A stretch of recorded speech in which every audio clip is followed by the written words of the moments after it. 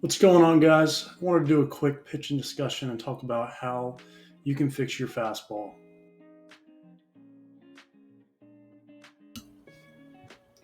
So, one of the main three talking points we're going to go over is going to be location. Location is pretty self explanatory.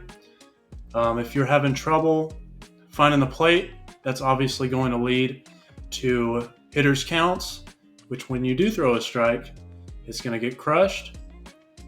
So being able to be consistently in or around the zone is going to help us stay away from barrels. So if we're able to command the baseball away from the middle part of the zone, either in these areas right here, if we can do 2 out of the 3 or 2 out of the 4 at least, you're going to find some decent success, whether that's going from down and in to down and out, moving up and down to either the side of the plate, or even going down and in, up and out, up and in, or down and out. So what you guys are looking at here is a movement plot with a vertical break going up and down and horizontal break going left to right. So what we're looking at here, this blue and red portion right here, looks to be a right-handed fastball. And what we're looking at specifically is this dark red dot right here is going to be a dead zone. So what that means is this right here in this small red portion is going to be a dead zone fastball. And so what that looks like is basically anywhere from 12 to 14 inches, as well as 12 to 14 inches of horizontal break. So both 12 to 14 inches on both vertical and horizontal break is going to be your dead zone fastball. So what is a dead zone fastball? Basically just looks like a BP fastball, your regular old fastball, nothing crazy, nothing new, nothing unique.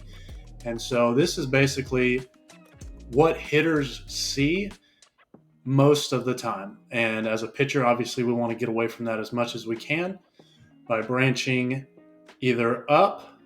How do we get up? That means we have to induce some more carry and do some more vertical break. Okay, so if we're inducing upwards of 16, 17, anywhere from 16 and up inches of vertical break, that means we're inducing more carry than we are a dead zone fastball or a normal regular old fastball.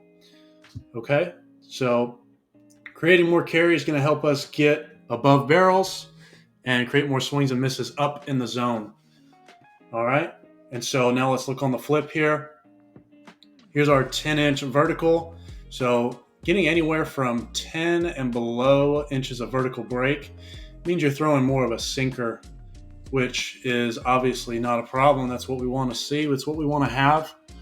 If we want to miss barrels, if our regular old 4-seam fastball is not doing it, we may want to switch to a sinker. And if we can get that sinker below 10 inches of vertical break, then we're going to see a lot of success, a lot of ground balls, a lot of swings over the top of our sinker.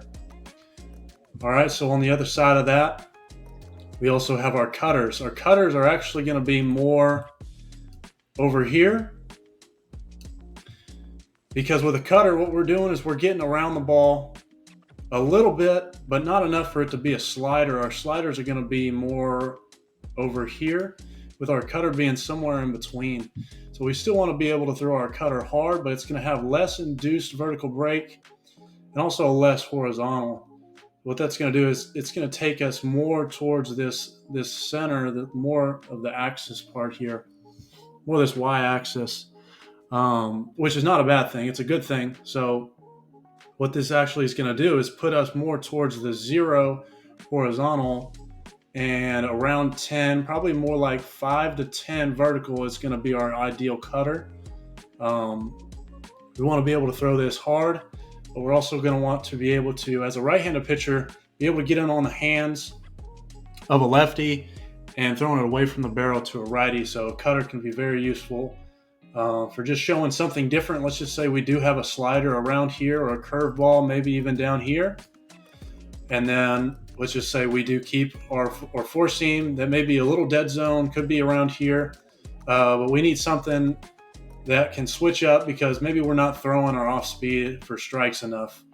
And this ball, the four seam right here is just getting crushed. So we need something in between that we can throw in the zone that's hard, that doesn't move a ton, but just enough to miss the barrel. So with all that being said, if you're having the question of should I throw a cutter or a sinker, I think you should take a look at your arm slot. If you're having a lower arm slot guys are usually going to induce a little more arm side run than guys that are more over the top. So I think adding on to that arm side run and adding a little bit of sink, making it a sinker, is going to be your best bet as opposed to a cutter.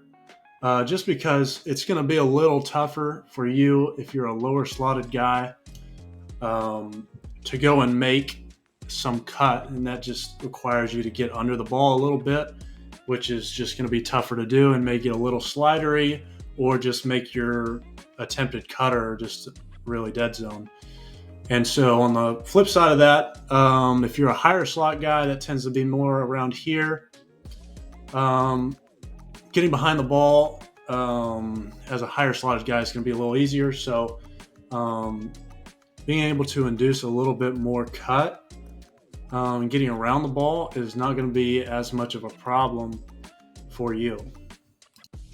So as a guy that throws both a cutter and a sinker, I wanted to kind of take you through my grips on how I throw it. If this is a four seam fastball right here, all I'm doing with my fingers is turning them clockwise just a little bit. So now it's just kind of an offset four seam, where now my fingers and my thumb are moving up a little bit. My thumb's on this side of the ball. All I'm doing is taking my four seam right here and shifting it just enough to where now when I release the ball, it's going to come out like this instead of a four seam coming straight out. Now we're shifting it just a little bit. Now when that middle finger hits that seam, it's going to spin it this way and have a little bit of gyro spin, creating that cut. So then now going on to my sinker is I've got a two seam grip. What I'm doing, I've got both these fingers right next to each other with my thumb on the exact opposite side. So really all I'm feeling right here with my index finger is a little bit on the inside of this seam, but this middle finger and this thumb are slicing the ball in half. And so all I'm trying to feel with this is trying to get extension out front. And I'm being a little lower slot right here, so I'm trying to finish out front with that, get as much extension as I can. And for me, with my slot, it's just going to create that natural arm side run and have a little bit of sink to it. So the last talking point we're going to go over today is going to be your most obvious. It's going to be velocity. And this chart right here kind of shows us a vague, a broad guideline on where you're at. If you're a 12-year-old and you're throwing, 45, 50, 55 miles an hour, you're probably on the lower end and you might be behind your peers in terms of how hard you can throw. Obviously, guys, you're looking in the MLB and guys are averaging 95, 96, 97. So, guys are throwing harder and harder each year. That's going to be one of the things you want to develop early on is your arm strength, arm speed, all that, so it can translate to some velocity off the mound. So, for example, at 14, I was at 80, and then at 15, I was at 85, and then 16 through 18, I was sitting 90s. So that's going to be a little more on the above average side, but times are changing now to where everybody wants to see velocity. So I would say, just as a baseline, if you're a freshman in high school and you're throwing below 70, you're behind big time. So I would say, obviously there's many videos to be made about generating velocity and being able to throw harder, but just as a baseline, if you're a freshman in high school and you're throwing below 75, you're very much behind, and you're most likely not going to see a lot of pitching time unless you can do two of the three principles we talked about earlier. If you can locate and you've got good movement on your pitches, then this kind of bypasses the velocity in terms of being able to get outs. But at the next level, everybody's throwing harder and harder. And if you're a senior and you're at low 80s or 80 miles an hour as a right-handed pitcher, you're not going to be signed or seen by any D1 Division I schools. If you made it to the end, I appreciate you watching. Please leave a like and leave a comment suggesting anything you might want to see, and I'll be happy to see if I can cover it in a future video.